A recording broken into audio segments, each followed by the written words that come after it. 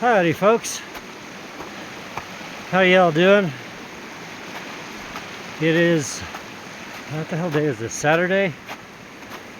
I have been taking edibles at night to get good sleep. So people may have noticed the video I posted. I did a near 30-mile run about a week and a half, 2 weeks ago, and just about killed myself. Really sapped my mojo. Took me a good week plus to actually feel like I'm a human being again. Just like fuzzy brain and everything else. Anyway, so thought I'd talk about some headphones. I'm up about 10,500 feet-ish. Found this other dog up here. I'm gonna take him back. I have no idea where he came from. He has a collar, which is good. However, so been playing around with the S12 driver and shell, and I have gone through about 15 of them, and about 3 of them, the modification I'm doing is like, it's pretty perfect. It's not it's hard to mess up, we'll just say that. So sorry, catching my breath. Freaking snow.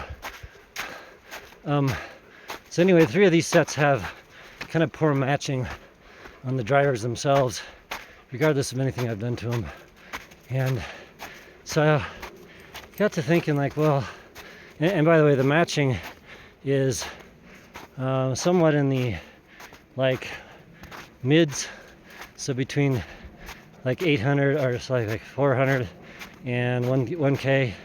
That dip is different, and then the upper treble has got some blips and dips and things like around 7 to 9K that, like, this mod doesn't have a damper, so it's kind of one of my goals was to have no damper, nothing between the driver and the ear.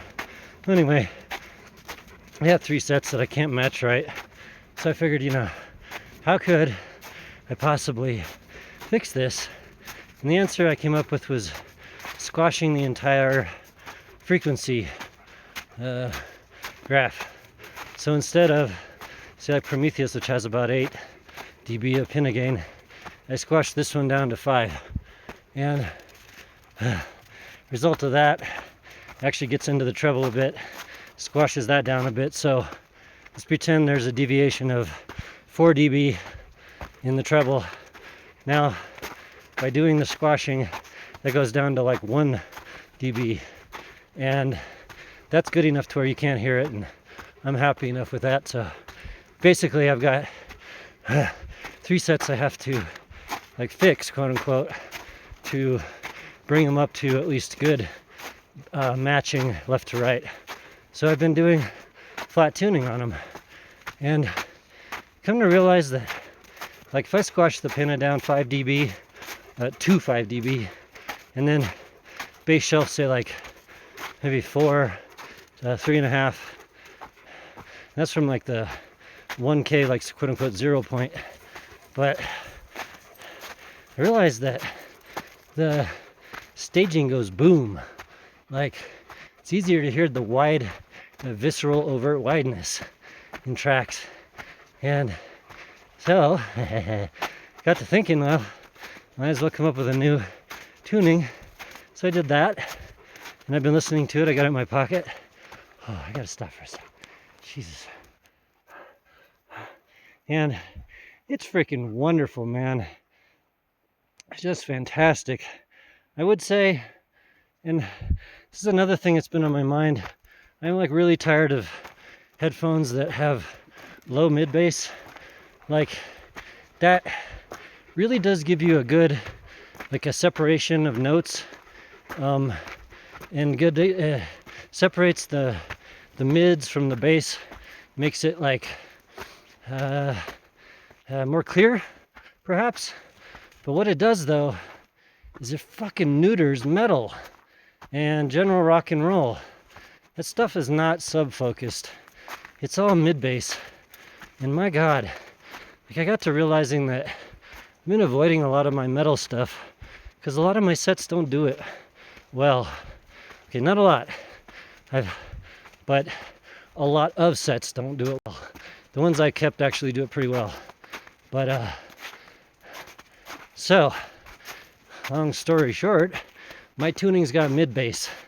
And I was talking to a friend, and we both agreed that tuning in quote-unquote enough mid-bass to do metal and rock and roll like really well, give you a nice, low end to complement the mid-range and highs. Doing that is absolutely hard as hell without bloating up the overall tonality, and again decreasing clarity and like perceived separation. So I'm working on that.